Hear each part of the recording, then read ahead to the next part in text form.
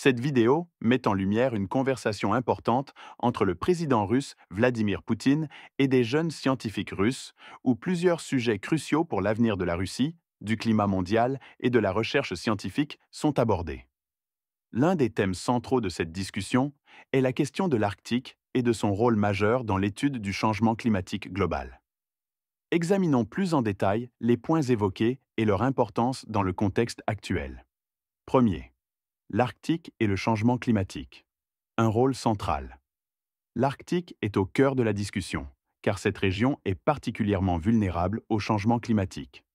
Selon les scientifiques, l'Arctique se réchauffe à un rythme beaucoup plus rapide que les autres régions du monde.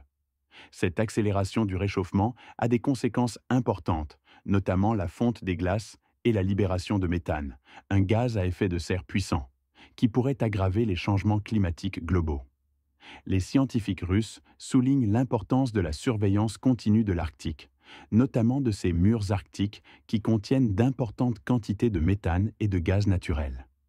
Cette libération de gaz due à la fonte des glaces est une source majeure d'émissions de méthane dans l'atmosphère. Cela met en lumière un problème crucial pour la Russie, car la région arctique est directement liée à la stabilité climatique mondiale.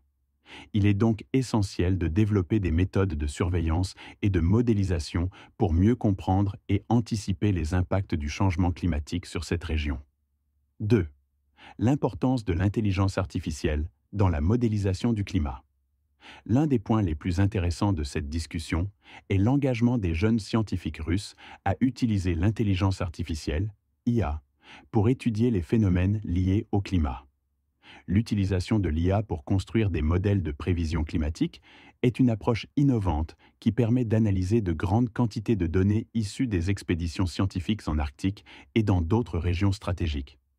Ces modèles peuvent aider à comprendre le rythme de la libération du méthane et à évaluer les impacts futurs sur l'atmosphère. L'intelligence artificielle joue un rôle essentiel dans la collecte et l'analyse des données obtenues lors des expéditions en Arctique, notamment dans les zones où les gaz sont particulièrement actifs. En combinant ces données avec des modèles mathématiques, la Russie espère développer des prévisions plus précises sur les changements climatiques à venir.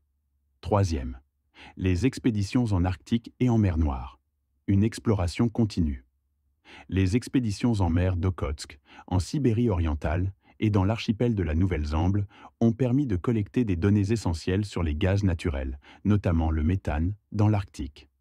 Ces expéditions ont mis en évidence la présence de sources naturelles de méthane qui contribuent de manière significative à l'augmentation des concentrations de gaz dans l'atmosphère. Les scientifiques russes espèrent poursuivre ces recherches dans la mer Noire en 2025, où des zones potentiellement riches en gaz, comme l'hydrochlorite, pourraient offrir des insights supplémentaires sur les processus qui affectent le climat. Ces projets sont essentiels pour mieux comprendre les impacts environnementaux et la dynamique des gaz à effet de serre.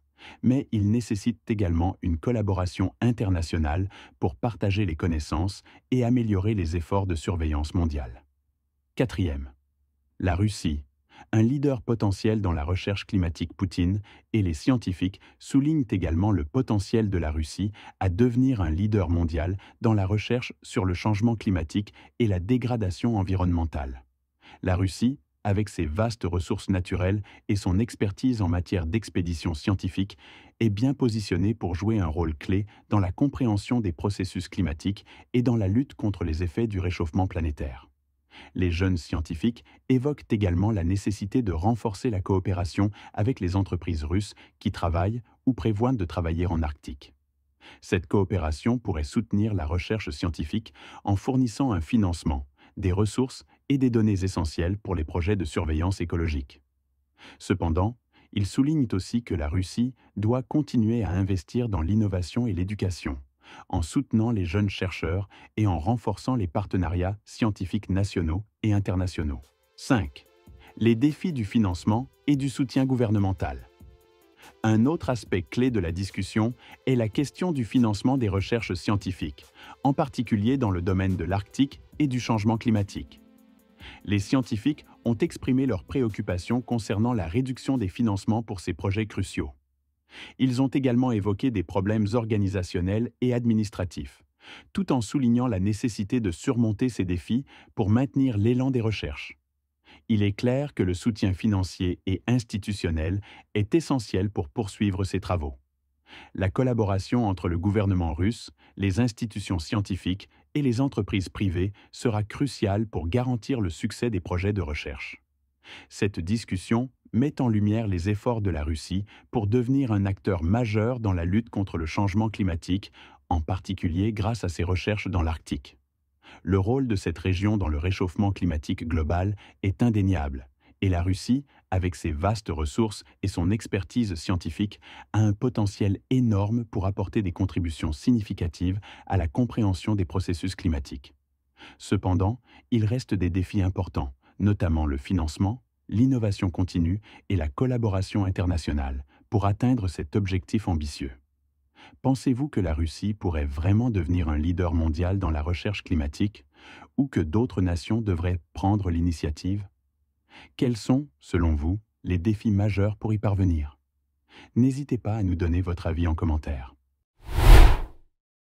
Alors que la recherche scientifique et les enjeux climatiques occupent une place centrale dans le débat global, un autre sujet brûlant attire l'attention internationale: la guerre en Ukraine. Face aux pressions croissantes de la communauté mondiale, Zelensky semble ouvert à envisager un cessez-le-feu. Découvrons ensemble les détails de cette évolution cruciale. Nous ne nous soucions que de notre terre. Nous nous battrons pour elle jusqu'à la fin. Nous voulons récupérer nos terres, restaurer la sécurité sur notre territoire, obtenir le retour des personnes qui ont été forcées de quitter le pays. Ceux qui disent le cessez-le-feu d'abord et nous verrons ensuite. C'est effrayant de dire ça. Nous avons eu un cessez-le-feu en 2014, lorsque notre Crimée et une partie de notre Donbass ont été occupés. Au final, la Russie s'est préparée à une invasion à grande échelle. Depuis le début de l'opération militaire spéciale lancée par la Russie en 2022, le président ukrainien Volodymyr Zelensky s'est montré intransigeant sur la récupération des territoires annexés, Zaporijia, Kherson, Louhansk, Donetsk, ainsi que la Crimée. Cependant, le ton semble évoluer ces derniers temps. Le discours n'insiste plus sur la reconquête par la force, mais privilégie désormais une approche diplomatique pour tenter de résoudre ce conflit territorial complexe. Écoutons ensemble les nouvelles positions du président Zelensky. Si nous voulons mettre fin à la phase chaude de la guerre, nous devons placer sous l'égide de l'OTAN la partie de l'Ukraine que nous contrôlons. Il faut agir vite, et puis les territoires ukrainiens occupés, l'Ukraine pourra les récupérer par la voie diplomatique.